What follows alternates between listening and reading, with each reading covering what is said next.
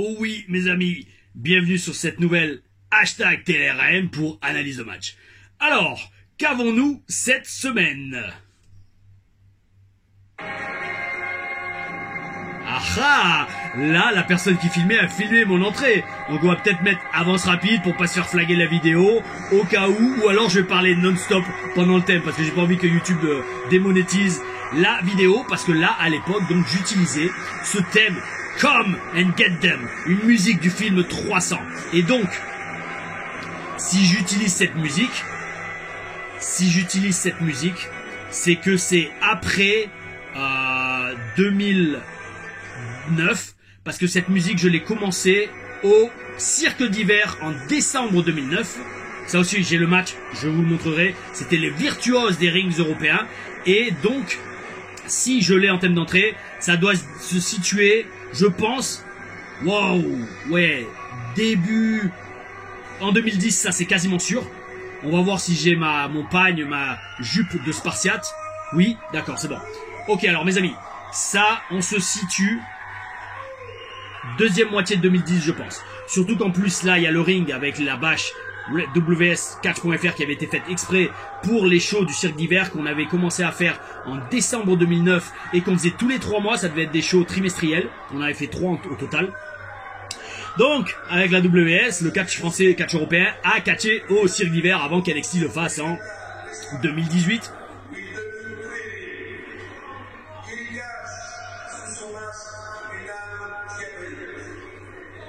Un masque 100 kilos, c'est bon.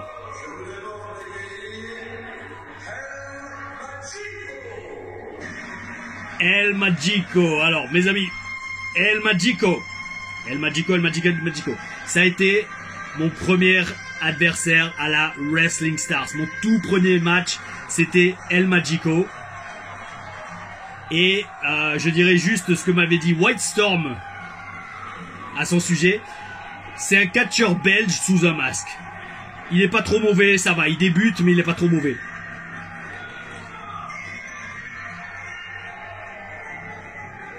Alors donc là, j'en déduis bien évidemment que je vais être beau, babyface. En général, après, à partir de 2000... Ouais, début 2009... Flèche, il avait compris que j'étais babyface, donc en fait la foule, en fait j'étais mieux pour le business WS de m'avoir en babyface, même si je bossais très bien en talk, en heel, fallait me garder babyface. Voilà, avance rapide. J'aime ça de refaire les présentations, après les entrées. Ouh, attends, non, arrête, j'ai le maquillage sur la gueule. Non, bah alors là, il y a une erreur. Alors, je me suis trompé énormément, mes amis. Alors, excusez-moi. Parce que si j'ai le maquillage rouge sur la gueule, c'est début 2012. Début 2012.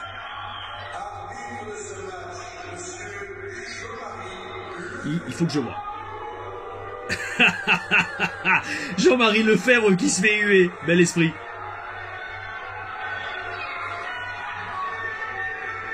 Alors mes amis, là, il faut que je vois si j'ai le maquillage rouge sur la gueule. Parce que si j'ai le maquillage rouge sur la gueule, c'est début 2012. Alors je suis très sec, bonnes épaules, bon pec, bon dorsaux. Pour info, l'éclairage WS est magnifique. L'éclairage douche comme ça, si vous voulez organiser des shows de catch, si vous voulez que vos catcheurs ressemblent à quelque chose, prenez un éclairage douche. La lumière pile poil au-dessus du ring et vous allez tous avoir des physiques de ouf.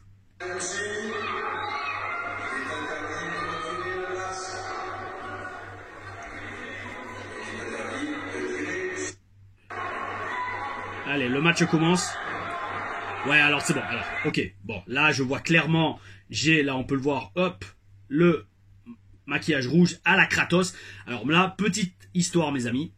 Instant confession. Début 2012. Donc, ça veut dire que là, j'ai déjà fait mon match à SmackDown contre Big Show. Et ça veut dire que je suis dans le processus de signature WWE. Nous verrons ça dans une hashtag Taylor Stories tout le processus de signature à la WWE, comment ça s'est passé, comment ça se passe en général, mais comment en tout cas ça s'est passé pour moi. Donc ça veut dire que en décembre 2011, de décembre 2011 jusqu'à on va dire voire fin janvier 2012, il y avait eu un break d'un mois et demi. En général, il n'y avait pas trop de show à la WS pendant les fêtes de Noël et le jour de l'an. Pendant ce laps de temps, j'ai découvert God of War 3 sur PlayStation. Et en y jouant, bien évidemment, Spartiate, OWI, Kratos, j'ai kiffé de ouf. Et parti de là, je me suis dit, tiens, je vais rajouter ça à mon personnage, je vais me faire la marque rouge de Kratos. Et je vous promets, alors ça je sais plus si je l'avais mis dans des stories Instagram, mais déjà à l'époque en 2012, avant d'aller à la WWE, je me disais, waouh, et si je me rasais le crâne et je gardais une grosse barbe et que je me faisais la peinture Kratos, ça serait top. Chose que j'ai faite en 2016, quand j'ai été viré de la WWE, libéré de mon contrat. Et c'est énorme, c'est énorme. À cette époque, je me voyais déjà avec le crâne rasé et la grosse barbe. En 2012. Avant mes 4 ans à WWE et à NXT. C'est bien, ça démarre pas mal. Hein. Ouais, donc il n'y a pas de prise de contact, donc déjà presque honte à nous. Ouais, roulade, hop. Ouais, c'est bien, ça démarre bien, c'est bien. Et franchement, il bougeait bien Magico. Hein. Les insiders comprendront. Si vous voulez faire un stage avec moi, posez-moi la question sur l'histoire derrière Magico. Ça vous fera sourire. Surtout si vous connaissez le catch français et européen. Ah, ça n'a aucun sens. Ouais, bon, enfin bon. J'allais dire, ça sert à rien de vouloir faire une épreuve de force si on a commencé en se tabassant. Hein. Bonne prise de tête bien appliquée au milieu du ring. On laisse mousser avec la foule. Ouais, jolie la chute.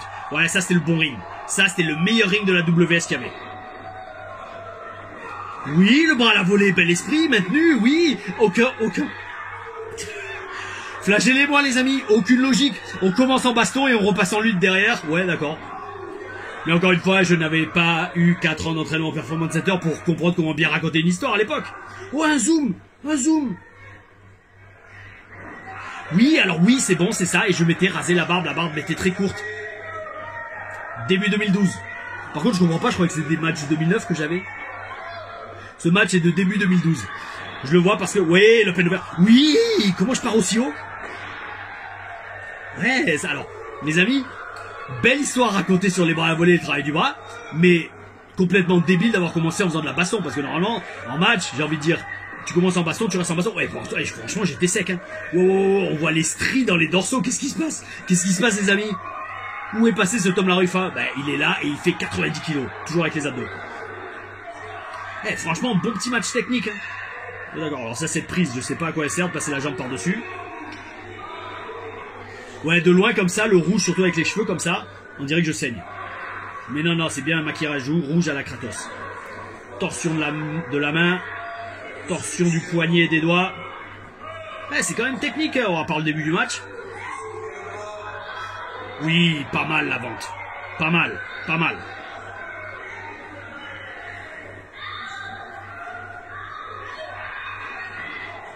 Ouais. Alors là, je pense que c'est la partie du match qui commence où on se tabasse. Hein. Il y en a marre du catch technique.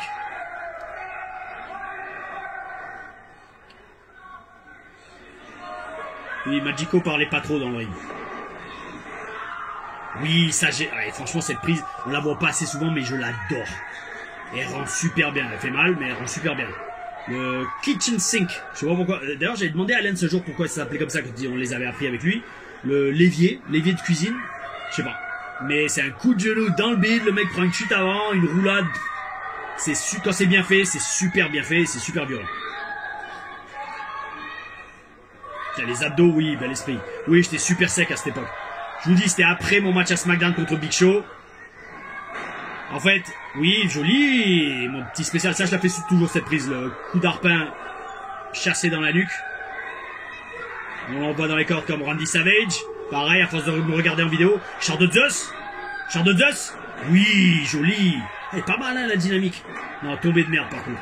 Tombé pourri, j'immobilise son estomac. Ça, c'était dégueulasse. Flagellez-moi. Les drops. Yes, à la 1, 2, 3 kid. Pas de tomber, c'est pas grave, on monte sur la trajectoire, qu'est-ce qu'on va tomber? Ouh, oui, pas de springboard, à l'époque je faisais les springboards. Je pense que je vais en faire un dans ce match. Non, le Kage. Le Kage, il roule hors du ring. Quel méchant catcheur. Ouh, c'est vraiment un heal. Hein. La foule comprend, il se fait huer. Voilà. Définition du triceps. Le mec qui regarde son physique. Non mais franchement, c'est énorme parce que avec les TLRAM, vous voyez l'évolution de mon physique, c'est top. Et surtout, vous voyez pourquoi j'ouvre ma gueule avec les catcheurs qui en ont pas et qui sont payés des centaines de milliers de dollars dans le roster WWE ou AEW. Là, donc, si c'était début 2012, j'avais 27 ans. Ouais, 27 ans. Ah oui, d'accord, il rentre au vestiaire et je vais le chercher. Ok. Et regardez le monde qu'il y a. Alors là, on est début 2012, donc il y avait moins de monde qu'en 2008-2010. Mais quand même, hein, là, il doit y avoir un facile 600-700 personnes. Facile. Hein. Ça s'entend l'ambiance. Hein. Là, je le ramène. La foule m'applaudit. Allez, remonte dans le ring. Gros sac à patates. Springboard. Vas-y, fais-moi rêver. Non. Ouais. Oui.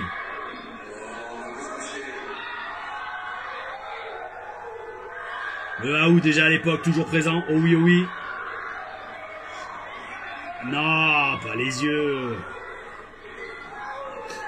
Il en faut un peu plus pour m'amener au sol quand même. S'il te plaît. Mets-moi une prise, mets-moi une prise, mets-moi une prise s'il te plaît. Voilà, merci. Neckbreaker, pas mal. Pas mal. Je déteste ce neck... Je déteste... Pardon. Je déteste ce genre de neckbreaker. Moi, j'aime atterrir à plat. Les mecs, la plupart du temps, ils vous retiennent le cou sur l'épaule. Ça fait, oh mon Dieu, qu'est-ce que ça fait mal, c'est horrible. Surtout si vous avez des problèmes de cou. Et donc, je disais, alors oui, ce match, c'est début, bah, peut-être janvier, ouais, janvier, ouais, d'accord. Oui. Oh non, d'accord, j'allais dire gut wrench suplex, non, Gutbuster. Défonceur d'entrailles. Ah oui, descend du coude, bien. Non, franchement, Magico, il gérait. Et donc, ce match, c'était début 2012. Pourquoi je dis ça et pourquoi je le sais? Parce que en décembre 2011, après, je savais qu'il allait avoir un bon mois, un mois et demi de break avant qu'on reprenne les shows. Et donc j'avais fait un photoshoot, une séance photo, où je débute avec la barbe. Au fur et à mesure du photoshoot, je me rase la barbe. Alors d'abord la barbe, après je me laisse juste le bouc avec les pattes. Après les pattes et la moustache à la Jake the Snake avec les deux petites dents. Et après, je termine le photoshoot complètement rasé. Et donc le temps que ça repousse, ben, j'étais comme ça, avec une petite barbe. Là, c'était peut-être pas vraiment barbe de 3 jours, mais ouais, presque. Et ça plaisait à ma copine de l'époque.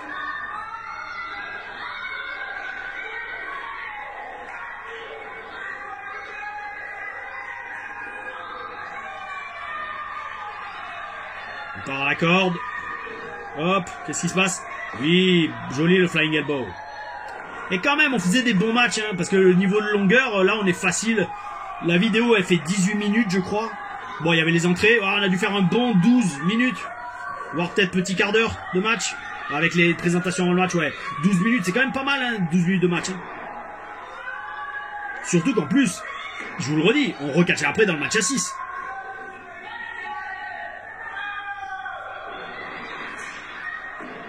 Ouais, pas mal. Et franchement, la vente était pas mal, là. Wow, les amis. Je vais peut-être pas remettre le replay, remettre double clic marche arrière, mais franchement, la vente était pas mal, hein. Le fait d'être retombé avec lui comme ça... C'est pour ça que je vous dis que je filmais tous mes matchs. Parce qu'en fait, dans les filmants et en les re-regardant, je me dis, voilà, ça rend super bien, je vais le garder. Parce que là, moi, j'avais déjà fait mes essais à SmackDown et donc j'étais en train, dans le processus d'être signé. Mais mon but, c'était dans tous les cas d'être le meilleur possible dans le ring. Et ça veut dire aussi bien dans mon offense que dans ma vente et dans ma façon de bouger, dans ma présence, tout simplement. Présence physique et capacité physique dans le ring. Ouais, les coins, je les prenais bien. Hein. Bel esprit. Non mais c'était un très bon ring, ça je m'en souviens. Oui, bonne chute.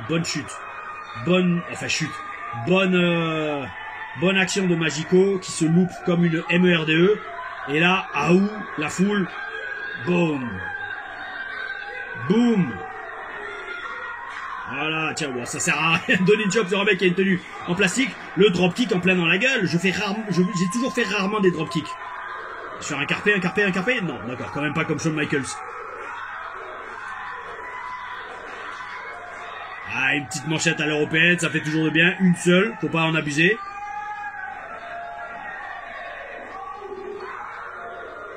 Oui, le springboard. Alors là, je vous annonce, le springboard arrive. Oh oui, oh oui. J'espère que je vais pas me louper. Yeah. Oui, le tombé. Alors, pas mal le tombé. Par contre, j'aurais peut-être dû crocher la jambe. Dommage. Tease de super kick. Déjà, non. Ouh là, c'était rapide. D'habitude, je prends un peu plus mon temps.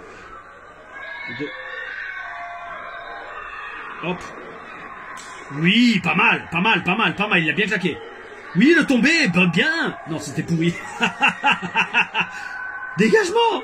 Dégagement. Bon, mes amis, je pense que s'il se dégage de mon super kick, c'est que je gagne pas le match. Parce que déjà à l'époque, je m'en servais comme finish. Je crois que c'est Jackie ou Flèche qui m'avait dit, yo, ton coup de pied dans la gueule, il rend super bien. Prends-le en finish.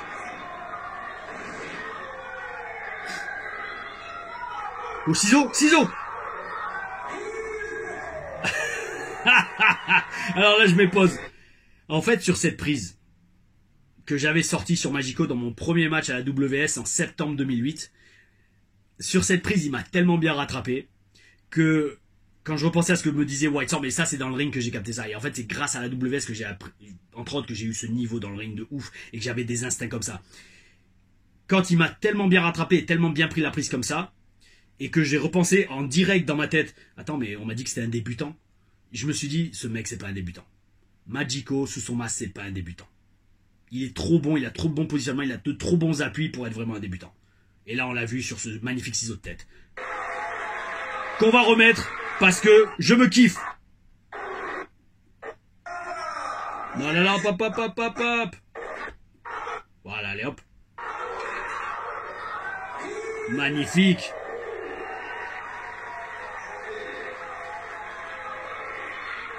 Et là, on fait mousser avec la foule. Ouais. Et hop. Super, ça connecte. Splash. Splash. Splash. Oh putain, il est mal placé. On va tourner. Oui. Je pense que je m'étais fait mal au genou, là, avec la rotation. Je détestais faire... Alors, Zephy était excellent. Prince Zephy, pour ceux qui connaissent et ceux qui s'en souviennent, était excellent sur ses places, sur ses splashs pour tourner dans les airs, un peu comme Ramada, même s'il ne faisait pas le frog splash comme ça. Et là, je vous dis, je pense sincèrement que j'ai perdu. Si je place toutes ces prises et qu'ils se dégagent... Oui, pas mal la vente du coin. Et franchement, c'est un bon match. Hein. C'est un bon petit match. Hein. Dites-le moi dans les commentaires ce que vous en pensez, mais c'est un bon petit match.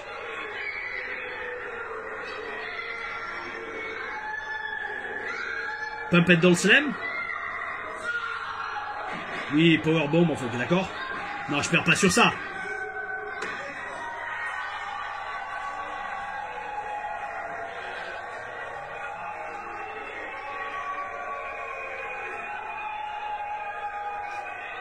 Ouais. Alors, mes amis, je pense que si je faisais ce match aujourd'hui, j'aurais peut-être pas perdu sur ça. Tu vois, pas une fin comme ça. Ouais. Bizarre, hein. Bizarre. Oh, enfin bref. C'est pas grave, le public a l'air d'avoir kiffé. Et je pense peut-être que j'ai eu ma revanche dans le match à 6. En attendant, franchement, c'était un gros match. Mais je suis mitigé sur le finish. Ouais, vainqueur Magico.